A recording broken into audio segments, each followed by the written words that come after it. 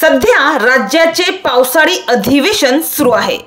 डहाणू विधानसभा मतदारसंघाचे विविध प्रश्न या अधिवेशनात सरकार समोर मांडून ते मार्गी लावण्याचा विशेष प्रयत्न असणार आहे, असे आमदार विनोद निकोले यांनी सोशल मीडियाच्या माध्यमातून सांगितले आहे।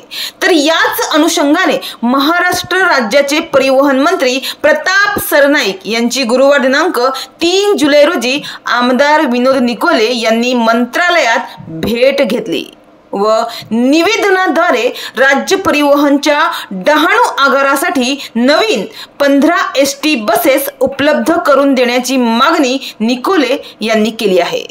डहाणू मतदारसंघ हा आदिवासी बहुल असल्याने इथल्या ग्रामीण भागात दळणवळणाची व्यवस्था ही अत्यंत तोकडी असून सरकारच्या एसटी बस हेच इथे प्रवासाचे एकमेव साधन आहे। त्यामुळे या ठिकाणी नव्या बस उपलब्ध करून देणे अत्यावश्यक असल्याचे देखील निकोले यांनी परिवहन मंत्री सरनाईक यांच्या लक्षात आणून दिले व डहाणू आगारासाठी आणखीन नवीन 15 एसटी बसेस उपलब्ध करून देण्याची मागणी विनोद निकोले यांनी केली आहे।